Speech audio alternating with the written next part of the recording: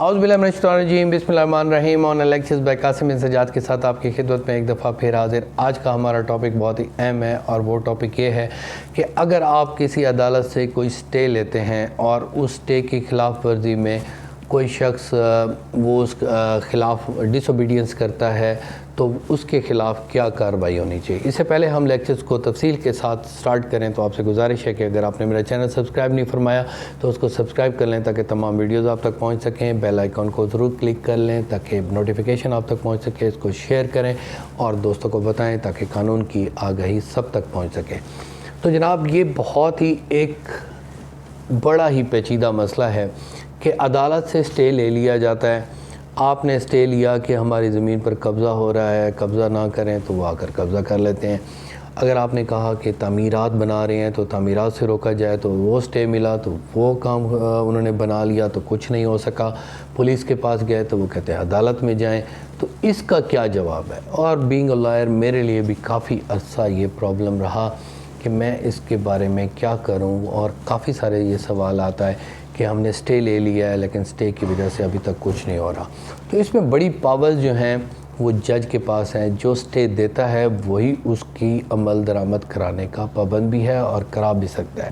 لیکن اس میں ایک غلط العام جو عام طور پر ہو گئی ہے، جو ہم بھی کرتے ہیں اور دوسرے لوگ بھی کرتے ہیں، وہ یہ ہوتا ہے کہ وہاں پر کنٹیمپٹ آف کورٹ میں ہم چلے جاتے ہیں کہ انہوں نے توہین عدالت کر دی ہے، اور کنٹیمپٹ آف کورٹ کی اپلیکیشن دیتے ہیں، جس کی وجہ سے وہ سٹے تو انفیکچس ہو جاتا ہے کہ سٹے ہم نے لیا تھا، اب انہوں نے خلاف کر دی، ان کی ایک پروسیڈنگ کی جائے۔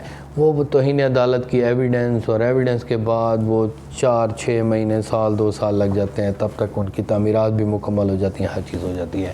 تو وہ آپ نے اپلیکیشن توہین عدالت کی اس وقت نہیں دینی ہوتی۔ اس وقت انسٹنٹ جو ہے وہ آپ نے اپلیکیشن وکلاء دوستوں کے لیے بھی معذرت کے ساتھ اگر کسی سے یہ کام نہیں ہو، کیونکہ کافی اچھا مجھے بھی اس چیز کا پتہ نہیں چلا تو میں اب یہ بات شیئر کر رہا ہوں۔ تو اس میں کیا ہوتا ہے، آرڈر 39 رول 1-2 کے تحت آپ کسی بھی دعوے میں اپلیکیشن دیتے ہیں، کسی دعوے کے بغیر سٹے کی اپلیکیشن ہوتی نہیں ہے۔ جب سٹے آپ کرا لیتے ہیں آرڈر 39 رول 1-2 کے تحت کسی بھی پارٹی کے خلاف، تو پھر وہ آپ فوری طور پر پٹواری تحصیلدار سے مارک کرا کر اس کا عمل درآمد کرا دیتے ہیں۔ یہ آپ کا بہت ضروری پروسیجر ہے، جو آپ نہیں کرتے تو پھر آپ کی اپنی کمزوری ہے۔ آپ اسی وقت تحصیلدار کے پاس، اے سی صاحب کے پاس اپلیکیشن دیں، یہ میرا سٹے ہو گیا ہے، اس کو رپٹ روزنامچے میں اس کا عمل درآمد کرایا جائے۔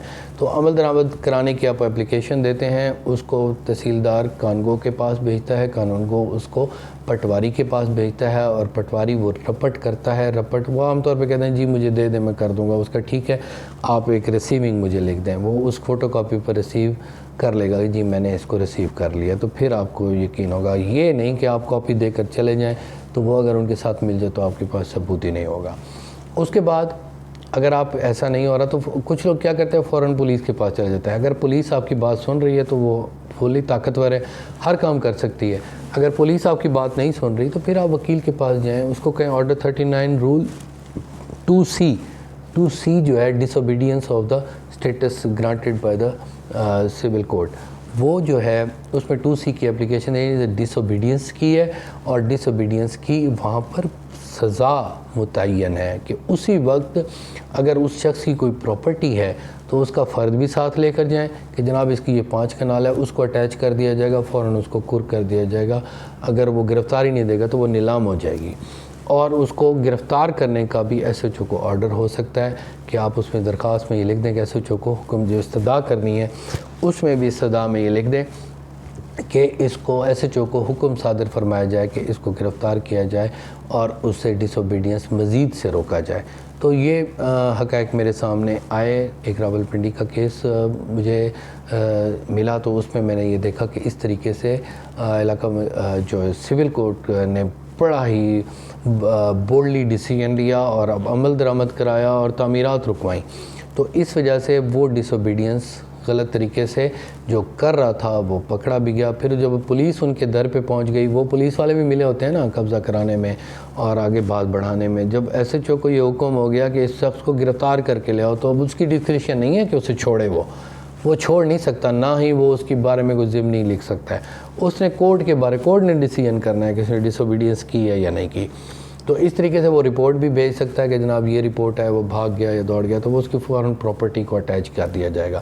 جب اس کی پراپرٹی اٹیچ ہوگی تو پھر وہ پکڑا جائے گا۔ پھر اس کے بعد جب یہ چیز ثبوت ہو گیا کہ اس نے ڈس اوبیڈینس کر دی ہے، تو پھر آپ توہین عدالت میں بھی علیحدہ کارروائی، میرا خیال ہے اس کے بعد پروسیجر کی ضرورت ہی نہیں ہے۔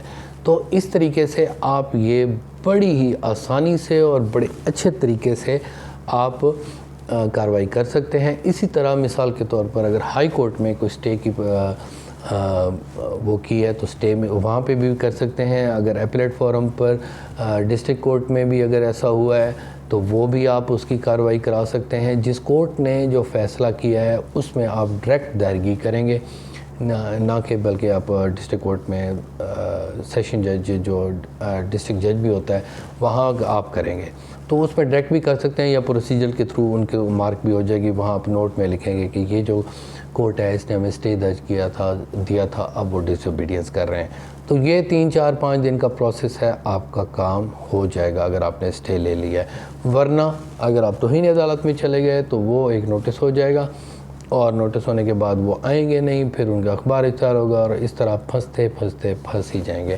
اور آپ کی پراپرٹی کا کوئی فائدہ نہیں ہوگا۔ تو اس طریقے سے اگر آپ یہ کام کریں گے تو انشاءاللہ آپ مجھے دعا دیں گے۔ اللہ تعالیٰ آپ کو بہت خوش رکھے۔ اگر آپ کو لیکچر پسند آیا ہو تو اس کو لائک اور شیئر ضرور کیجیے گا، اور بیل آئیکن کو کلک کر کے سبسکرائب بھی ضرور کیجیے گا تاکہ تمام ویڈیوز میں اس تک پہنچ سکیں۔ اللہ تعالیٰ آپ کا حامی و ناصر ہو۔ اللہ حافظ۔